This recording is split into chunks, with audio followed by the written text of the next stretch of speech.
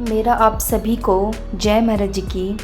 महाराज जी के दिव्य वचन है, शरीर के अंगों के बीच कैसा अद्भुत सामंजस्य होता है।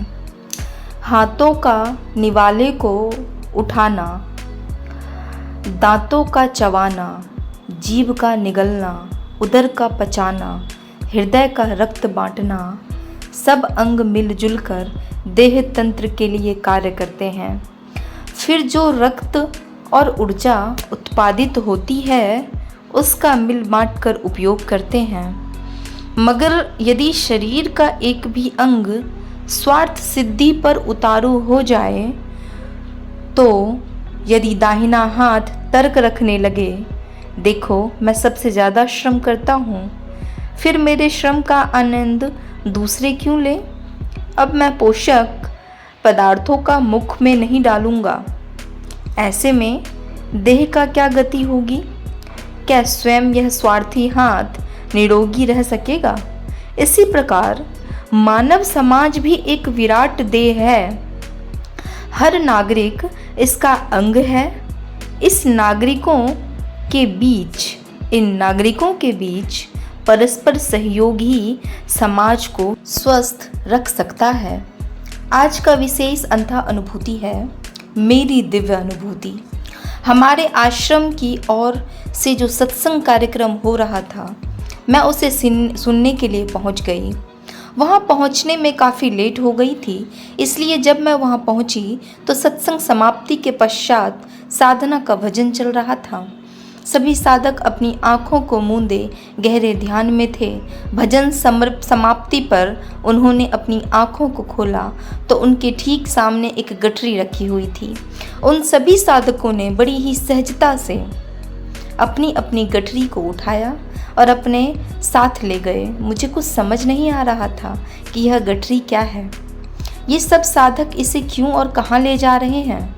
तभी वहाँ जो प्रचारक दीदी खड़ी थी, मैंने उनसे पूछा, दीदी ये सभी साधक क्या उठा कर ले जा रहे हैं? प्रचारक दीदी ने मेरी दुविधा का निवारण करते हुए कहा, इस गठरी को लेकर जाना अनिवार्य है। यह सेवा की गठरी है। न जाने कितने जन्मों जन्मों के कर्मों को हम ढोने को विवश हैं। उन कर्मों को काटने के लिए ही गुरु समय समय पर अपने शिष्यों को सेवा प्रदान किया करते हैं। ये सभी साधक गुरु घर से प्राप्त होने वाली सेवा रूपी गठरी को लेकर जा रहे हैं। सेवा की गठरी ही कर्मों की गठरी को हल्का करेगी। मैंने पूछा, दीदी अगर मन ना हो तो भी क्या यह सेवा करनी ही होगी? प्रचारक दीदी ने कहा, जी यही गुरु महाराज जी की आज्ञा है। गुरुदेव हमारे दुखों से मुक्ति दिलाना चाहते हैं। गुरुदेव हमें हमारे दुखों से मुक्ति दिलाना चाहते हैं। हमें हमारे आवागमन के चक्र से छुड़ाना चाहते हैं। इसलिए इन्हें हमारी सेवा साधना का आधार चाहिए। गुरु महाराज जी का आदेश है, सेवा करने का मन हो या ना हो, सेवा तो करनी ही है। मनमुखी नहीं गुरुमुखी बनना है। सभी से कहना कि अच्छे से सेवा करें, गुरु घर में सदैव जुड़े रहें। नियमित रूप से साधना भी अवश्य करें। नियमित रूप से साधना भी अवश्य करें। चुनाव आपका है, सेवा की गठरी या कर्मों की गठरी, सेवा की गठरी या कर्मों की गठरी।